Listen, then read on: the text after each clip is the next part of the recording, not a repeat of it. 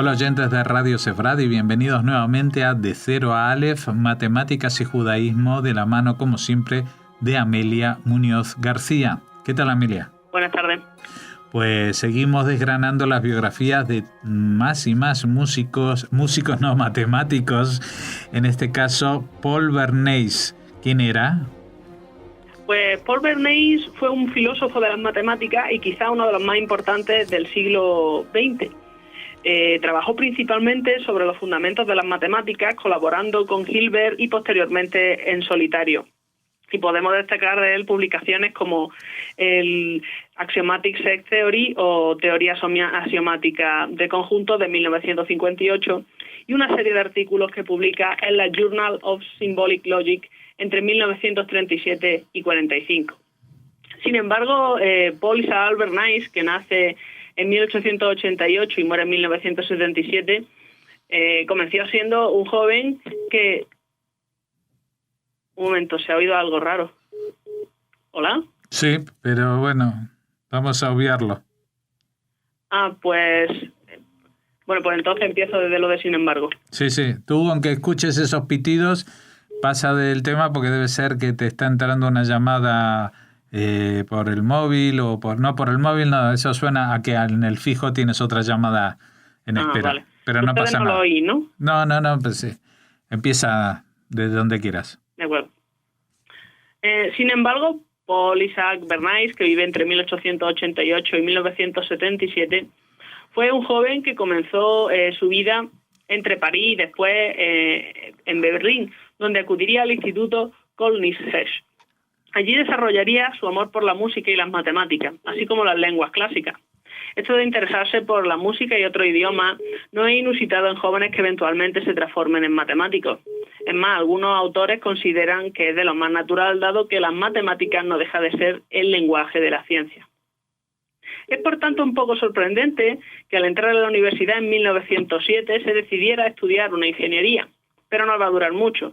Tras un semestre en la Technische Hochschule Stallonsbach o Universidad Técnica de Charlottesburgo, decide trasladarse a la Universidad de Berlín para estudiar matemáticas.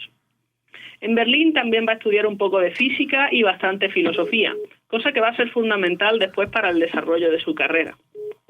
Entre 1910 y 1912, Bernays se traslada a Göttingen para continuar sus estudios en dirección al doctorado, que va a obtener en 1912 bajo la supervisión de Edmund Landau, con un trabajo sobre teoría analítica de números y formas cuadráticas binarias.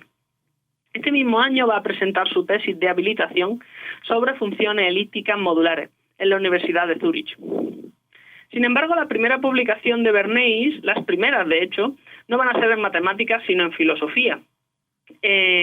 La primera en particular va a ser un trabajo sobre dónde se nota la influencia de Leonard Nelson en Bernays. Leonard Nelson va a ser un filósofo y matemático alemán que va a trabajar en Göttingen y forma parte de la escuela post-kantiana neofrisiana.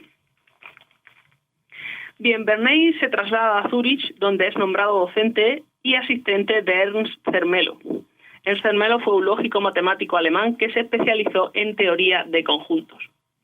Aunque no fue un periodo particularmente productivo para Bernays, debió de aprender mucho de su jefe. De hecho, en 1916 ocupa su lugar como docente tras abandonar Zermelo la Universidad de Zúrich.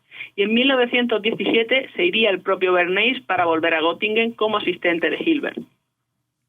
No deja de ser curioso cómo Bernays sostiene su nuevo trabajo. Hilbert estaba de visita en la ciudad y le pidió a Hurwitz que le presentara un par de nuevas promesas matemáticas, cosa que Hilbert hacía mucho, era un gran cazatalentos. Bien, pues Hurwitz, que conocía a Bernays, no dudó en presentárselo a Hilbert.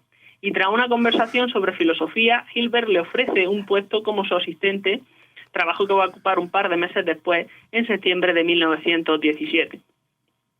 Bernays volvería a Göttingen para pasar allí 16 años, primero solamente como asistente de Hilbert y a partir de 1922 como profesor extraordinario, es decir, un profesor sin sueldo. Hilbert y Bernays colaboran durante todos estos años en la investigación de los fundamentos de la aritmética. También lo ayudaba a preparar las clases, a tomar notas para posterior publicación de dichas clases Y, por supuesto, Bernays tenía que seguir investigando por su cuenta. Además, él impartía sus propias clases en varias áreas de las matemáticas y acudía a todas las conferencias a las que podía. Se dice que Bernays era muy asiduo de todas las conferencias a las que pudiera acudir porque realmente las disfrutaba. No era solamente un acto contemplativo, sino que aprendía mucho. En 1931, Kurt Gödel publica sus 2 teoremas de incompletitud, ambos orientados hacia la existencia de proposiciones indecidibles en determinadas teorías aritméticas. Los 2 teoremas son los siguientes. El primero dice: bajo ciertas condiciones, ninguna teoría matemática formal capaz de describir a los números naturales y la aritmética con suficiente expresividad es a la vez consistente y completa. Es decir, que a partir de una base de axiomas que no se contradigan entre sí, vamos a poder llegar a enunciados que no pueden ni probarse ni refutarse a partir de dichos axiomas. Y el segundo teorema, que no deja de ser un caso particular del primero, lo que dice es que una de las sentencias indecidibles de estas teorías es aquella que afirma su propia consistencia. Es decir, que si un sistema de axiomas es consistente, no va a ser posible demostrarlo mediante el empleo de los axiomas pertenecientes a dicho sistema. En fin, los teoremas de incompletitud de Gödel lo que fue un gran avance porque resuelven el segundo problema de Hilbert de la conferencia que presentó en la conferencia de 1900, dando una respuesta negativa a dicho problema. Sin embargo, tanto Hilbert como Bernays habían estado trabajando en dirección a una respuesta afirmativa, lo cual no deja de ser un chasco para ellos. Pero eso no quiere decir que su trabajo fuera inútil, ni mucho menos. Es más, se publica en 2 volúmenes bajo el título Fundamentos de las Matemáticas por Hilbert y Bernays entre 1934 y 1939. Sin embargo, para aquel entonces Bernays ya no va a estar en Göttingen. En 1933 los nazis llegan al poder en Alemania y por tanto Bernays va a ir perdiendo sus cargos poco a poco. Primero se le prohíbe enseñar, después pierde su cargo como asistente, aunque Hilbert se va a apresurar a contratarlo como su asistente privado, y por último se ve forzado a abandonar Alemania. Sin embargo, Bernays tenía una suerte que solo otros pocos van a compartir. Es que él era su ciudadano suizo y de hecho le costó muy poco volver a Zúrich y conseguir un puesto como profesor temporal en 1934 en la ETH, es decir, en el Instituto Federal Suizo de Tecnología. Para el curso 1935-36 se va a ir a Princeton a dar clases sobre lógica matemática y teoría de conjuntos axiomáticos, basado en su propia axiomatización, que parte de los sistemas axiomáticos de von Neumann. En 1939, y quizá temerosos de que un matemático de la talla de Bernays se fuera para siempre, la Universidad de Zúrich le va a conceder el Venia Legendi, es decir, el derecho a dar clases por otros 4 años más. Y se lo van a prorrogar, de hecho, cuando estos 4 años se acaban. Y por fin en el otoño de 1945 le conceden un puesto a media jornada como profesor extraordinario. Sin embargo, Bernays no va a perder la oportunidad de volver a Princeton para el curso 1959-1960 y de pasar varios semestres como profesor invitado en la Universidad de Pensilvania en Filadelfia. A pesar de todo, Bernays fue profesor en Zúrich hasta su jubilación en el 59. Desde luego, el cargo que ocupa no se va a corresponder con la importancia del profesor y se especula que quizá el antisemitismo fuera la causa que le impidiera seguir ascendiendo. Él mismo se declaraba... dejaba muy claro en su currículum vitae que él era de fe judía. Por otra parte, lo más probable es que se quedara en Zúrich porque así podía seguir viviendo con su familia. Bien, Bernays enseñó e investigó en Zúrich sobre álgebra de números, teoría de conjuntos, funciones elípticas, análisis en general, lógica matemática, introducción a teoría de demostraciones, teoría integral de Lebesgue y un largo etcétera. Por lo que vemos, irse de Alemania no supuso que abandonara la lógica matemática. Y de hecho, entre 1937 y 1954 va a publicar una serie de artículos de bastante importancia en la Revista de Lógica Simbólica en 1956. Y va a publicar una versión de los fundamentos de la geometría de Hilbert en este mismo año.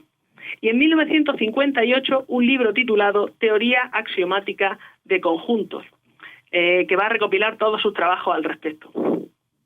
Bien, el único problema es que la mayor parte de los trabajos de este hombre estaban escritos en alemán. Es más, lo poco que hay en inglés lo tradujo él mismo. Esto hizo que fuera poco conocido en los ambientes anglosajones.